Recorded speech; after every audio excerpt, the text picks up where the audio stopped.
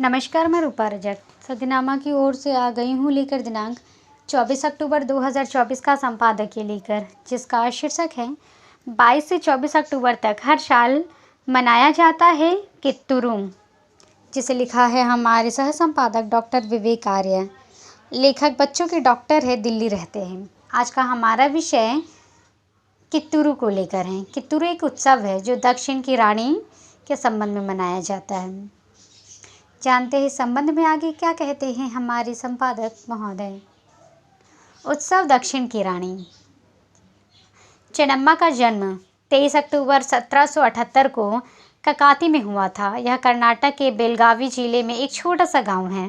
उनकी शादी देसाई वंश के राजा मल्लासार्जा से हुई, जिसके बाद वह कित्तूरू की रानी बन गई। कित्तूरू अभी कर्नाटक में है। उनको एक बेटा हुआ था जिनकी 1824 में मौत हो गई थी। अपने बेटे की मौत के बाद उन्होंने एक अन्य बच्चे शिवलिंगप्पा को गोद ले लिया और अपने गद्दी का वारिस घोषित किया।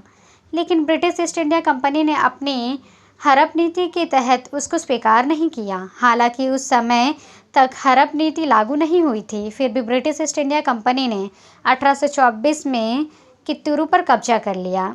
ब्रिटिश शासन ने शिवलिंगप्पा को निर्वासित करने का आदेश दिया, लेकिन चेन्नम्मा ने अंग्रेजों का आदेश नहीं माना।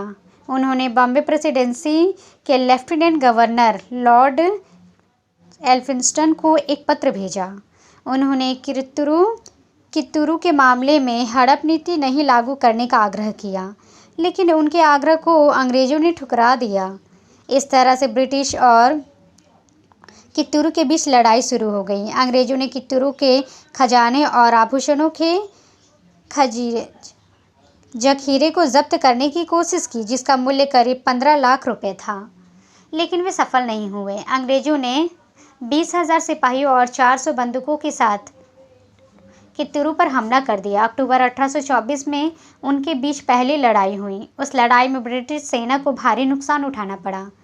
कलेक्टर और अंग्रेजों का एजेंट सेंट जॉन ठाकरे कित्तूरू की सेना के हाथों मारा गया। चेन्नम्मा के सहयोगी अमातूर बेलप्पा ने उसे मार गिराया और ब्रिटिश सेना को भारी नुकसान पहुंचाया था। दोनों ब्रिटिश अधिकारियों सर वॉल्टर एलियट और स्टीवेंसन को बंधक बना लिया गया। अंग्रेजों ने वादा किया कि अब युद्ध नहीं करेंगे, तो रानी चेन्नम्मा ने ब्रिटिश अधिकारियों को रिहा कर दिया, लेकिन अंग्रेजों ने धोखा दिया और फिर सेना से युद्ध कर दिए और यह युद्ध छेड़ दिया।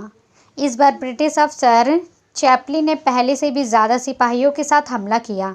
सर थॉमस मुनरो का भतीजा और सोलापुर का सब कलेक्टर मुनरो मारा गया। रानी चेन्नम्मा अपने सहयोगियों संगोली रैना और गुरु सिद्दप्पा के साथ जोरदार तरीके से लड़ी, लेकिन अंग्रेजों के मुकाबले कम सैनिक होने के कारण वह हार गई। उनको बेलहोंगल के किले में कैद कर दिया गया। वहीं 21 फरवरी 1829 को उनकी मौत हो गई। तो ये था दोस्तों हमारा आज का संपादकीय। कल फिर लौटेंगे एक नए विषय, एक नए संपादकीय के साथ। तब तक के लिए नमस्कार।